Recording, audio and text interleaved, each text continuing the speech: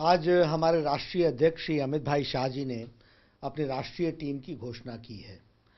इस राष्ट्रीय टीम में जो राष्ट्रीय पदाधिकारी बने हैं, यह सभी लोग संगठन के माध्यम से संगठन के गढ़े हुए कार्यकर्ता हैं, जिन्होंने प्रदेशों में अपना स्थान स्थापित किया है काम करके।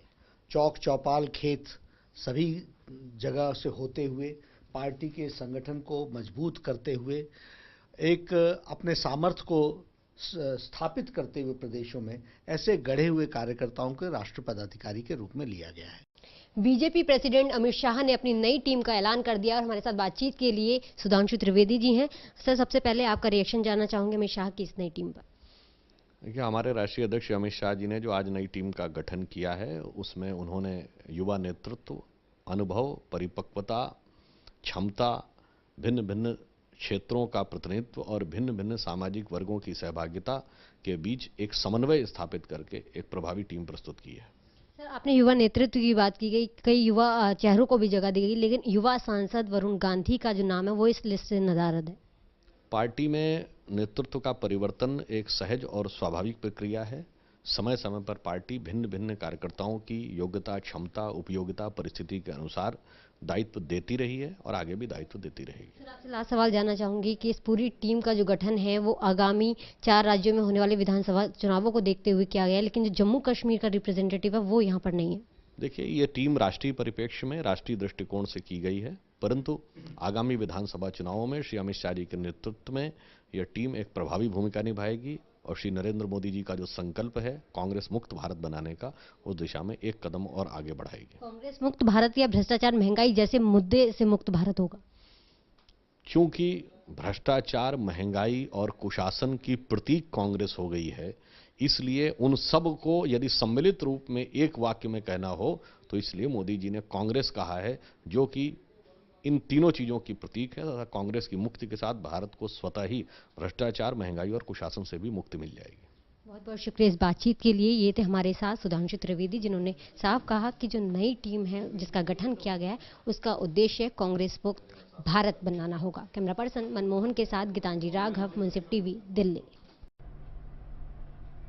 बीजेपी के कौमी सदर अमित शाह ने आज अपनी नई टीम का ऐलान किया है और अक़लियती मोर्चा के कौमी सदर अब्दुल रशीद अंसारी पर दोबारा एतमाद दिखाया। हमारे साथ बातचीत करने के लिए मौजूद है अक़लियती मोर्चा के कौमी सदर अब्दुल रशीद अंसारी साहब। अंसारी साहब, एक बार फिर आपको दोबारा मौका दिया, सबसे पहले इसके लिए मुबारकबाद। बहुत बहुत शुक्रिया।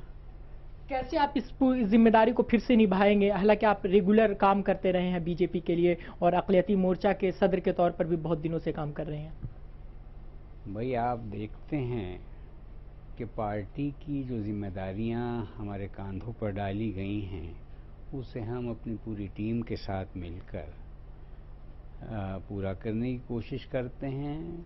चुनाव से पहले हमने अपने संगठन को पूरे देश की इकाइयों में मजबूत किया, इतना मजबूत किया कि मौजूदा चुनाव में उन सब ने बड़ी मेहनत के साथ काम किया। यहाँ से हम तवज्जो देते रहे और बेशतर रियासतों में हमारा जाना हुआ चुनाव के दौरान भी और उसके अलावा भी, और इंशाअल्लाह पार्टी के प्रोग्राम्स को और ज़्यादा मजबूती के साथ लेकर अपनी नई टर्म में हम जाएंगे। और एक खुशाइन बात यह है कि भारतीय जनता पार्टी की नहीं बल्कि पूरे एनडीए की कहूँगा, मरकज़ में जो सरकार नरेंद्र भाई मोदी के क़यादत में बनी है, उसके प्रोग्राम्स भी और उसकी वक्तन फ़वक्तन जो भी अचीवमेंट की रिपोर्ट्स आती रहेंगी, उसको लेकर हम आवाम के बीच में जाएंगे, आवाम को उस बारे में बताएंगे भी और उसके फैज़ जहां तक पहुंचाए जा सकते हैं उसके लिए भी हम कोशिश रहेंगे। अब्दुल रशीद साहब, जिस तरीके से देखा जाए पूरा चुनाव बदउनवानी के इशू पर घूमता रहा,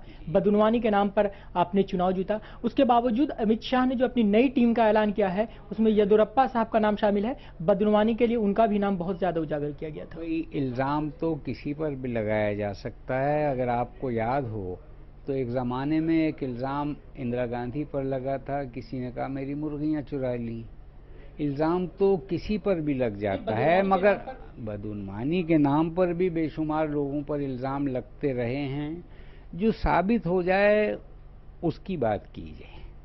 येदियुरप्पा जी पर कोई ऐसा इल्ज़ाम साबित नहीं हुआ है। लेकिन पार्टी ने उनको निकाला था सिर्फ इसी बदउनवानी के नाम पर। नहीं साहब, वो इख्तिलाफात की बात थी, निकाला विकाला कोई नहीं जाता है।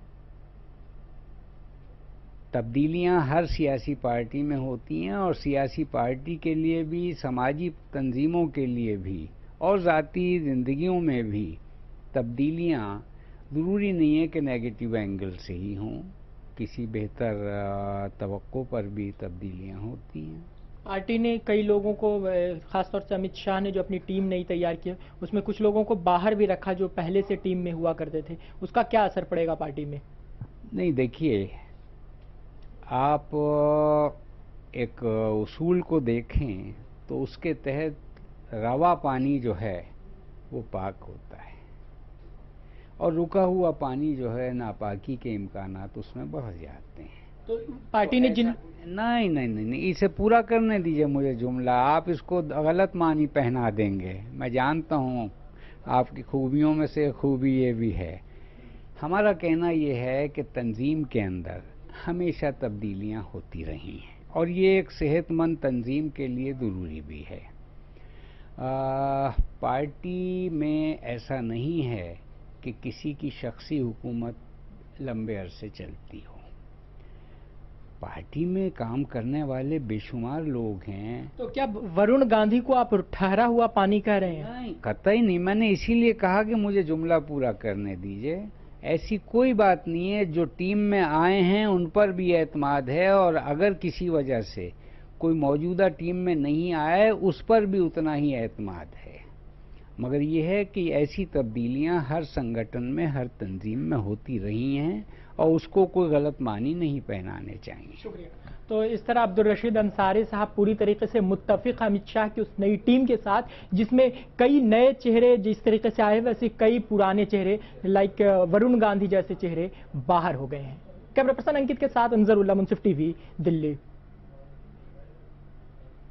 मौजूद है कांग्रेस तर्जुमान डॉक्टर शकील अहमद साहब। शकील साहब, आज जिस तरीके से अमित शाह ने अपनी टीम का ऐलान किया है, येदियुरप्पा साहब को शामिल किया गया है, कांग्रेस का क्या कमेंट होगा? देखिए, भारतीय जनता पार्टी एक दूसरी पार्टी है, उसका कौन तंजीम में उनके रहते हैं या कौन नहीं रहते हैं इससे कांग्रेस का कोई लेना देना नहीं है। मगर ये कि येदियुरप्पा जी के बाद थोड़ा सा अजीब लगती है। नरेंद्र मोदी जी हमेशा कहते हैं कि उनको करप्शन से लड़ना है, लेकिन ये नरेंद्र मोदी जी का यूनिक स्टाइल है कि करप्शन से वो करप्ट लोगों की मदद से लड़ेंगे। देश इस बात को देख रहा है, मुल्क इस बात को देख रहा है और कौम और मुल्क फैसला करेगी कि नरेंद्र मोदी जी के कहने में और करने में अल्फाज और जो उनके फेल हैं उसमें कितना फ़र्क है। अमित शाह ने एक बात और कही है कि पूरे मुल्क को जो है वो कांग्रेस से आज़ाद कराएंगे। अमित शाह जी कौमी सियासत में नौवारिद हैं, बिल्कुल नए नए हैं। अभी उनको कौमी सियासत की ज़बान, कौमी सियासत की तहजीब सीखने में वक्त लगेगा। इसलिए आप मीडिया वालों से भी गुजारिश है कि उनको बार बार बयान के लिए तंग नहीं करें, उनको कुछ सीखने दें, मुल्की और कौमी सियासत को समझने दें। अभी उनके समझ में ही नहीं आ रहा है कि वो कहाँ आ गए हैं और क्या बोलना चाहिए उनको। तो इस तरह कांग्रेस ने भी एक बात साफ कही है कि अमित शाह को किसी तरह का कोई भी बयान देने से पहले सोच लेना चाहिए, तभी बयान देना चाहिए, क्योंकि कौमी सियासत में उनके पास किसी तरह का कोई तजुर्बा नहीं है। कैमरा पर्सन अंकित के साथ अंजरुल्लाह, मुंसिफ टीवी, दिल्ली। देखिए, ये तो पार्टी प्रेसिडेंट का प्रेरोगेटिव होता है। स्वाभाविक रूप से बहुत सारे विषयों को देखकर ही टीम की घोषणा होती है। ऑर्गेनाइजेशनल कैपेबिलिटीज़, टैलेंट और इन सब विषयों को ध्यान में रख के अध्यक्ष, जो कि खुद बहुत ही स्किल्ड हैं, ऑर्गेनाइजेशनली बहुत ही शार्प हैं, उन्होंने इस टीम का घोषणा किया है। हम सब आज बहुत प्रसन्न हैं कि बहुत मेहनत करना है और भारतीय जनता पार्टी को हर क्षेत्र में आगे बढ़ाना है। ये भी जा रहा है कि 4 राज्यों के चुनावों को ध्यान में रखते हुए इस टीम का गठन किया गया है। वहीं जम्मू कश्मीर का प्रतिनिधित्व नहीं है इसमें और केरल का भी नहीं है। नहीं, देखिए, प्रतिनिधित्व जो होता है सरकार में है, किसी स्टेट का तो किसी का ऑर्गेनाइजेशन में ज़्यादा है। सब कुछ बैलेंस्ड वे में किया गया है, बहुत सोच समझ के किया गया है। ये प्रेरोगेटिव प्रेसिडेंट का होता है। उन्होंने सब कुछ सोच समझ के पूरे हिंदुस्तान को एक करके जो लोग सक्षम हैं उनको आगे बढ़ाया है। बीजेपी के राष्ट्रीय अध्यक्ष अमित शाह जी ने अपनी टीम का ऐलान कर दिया है और इसके मुद्दे पर बात करने के लिए हमारे साथ मौजूद है विजय शंकर शास्त्री जी, जो नेशनल स्पोक्स पर्सन है बीजेपी के। सर, ये जो टीम का गठन हुआ, ये टीम एक युवाओं की टीम नज़र आती है, जिसमें बात करें राजीव प्रताप रूडी जी हैं और काफ़ी युवा नेता हैं इस टीम में। तो आप इस टीम को कितना मुकम्मल समझते हैं कि आने वाले विधानसभा चुनाव में ये टीम कितना जोश खोश से काम करेगी? देखिए, पूरी दुनिया जानती है कि भारत एक युवा भारत के रूप में आज हमारे यहाँ 65% से ज़्यादा युवा हैं। इसलिए निस्संदेह युवकों को जो की भारी भूमिका वर्तमान टीम में सुनिश्चित की गई है, ये बहुत प्रभावी होगी। और जो 4 राज्यों में चुनाव होने वाले हैं, उन 4 राज्यों में वर्तमान टीम न केवल प्रभावी बल्कि परिणामदायी भी सिद्ध होगी। मुझे इसका पूरा विश्वास है। सर, जैसे कांग्रेस के जो नाखुश नेता हैं आजकल बीजेपी में शामिल होने की एक होड़ सी लगाए बैठे हैं। अगर हम हरियाणा की बात करें, चौधरी बीरेंद्र सिंह अब बीजेपी में आ गए हैं। तो आप क्या जो भी कांग्रेस से नाखुश है, आप उनको आमंत्रित करते हैं अपनी पार्टी के लिए? देखिए, ऐसी कोई बात नहीं है।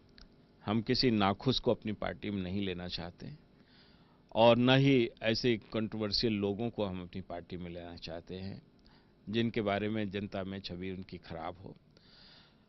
पर हम इस बात के को मानते हैं कि इस देश में विकास करने का, देश को आगे ले चलने का दायित्व प्रत्येक भारतीय का है। और अगर देश के विकास की बात और समाज में एक सुदृढ़ अच्छे वातावरण लाने की बात अगर कोई करता है तो सबका स्वागत है। दिल्ली में अगर चुनाव होते हैं तो आपका सीएम कैंडिडेट कौन होगा? देखिए, भारतीय जनता पार्टी में सीएम हो या पीएम हो, इसका चुनाव वरिष्ठ नेता और संसदीय बोर्ड करता है और अभी कोई इस प्रकार का नाम तय नहीं हुआ है। बहुत बहुत शुक्रिया सर हमसे बातचीत करने का। ये थे विजय सोंकर शास्त्री जी, जिनका कहना है कि अमित शाह की ये जो टीम है बहुत मजबूत है और आने वाले 4 विधानसभा चुनावों में बीजेपी भारी बहुमत से जीत दर्ज करेगी। कैमरामैन कपिल के साथ मैं गौरव हंदुजा, मुंसिफ न्यूज़ के लिए।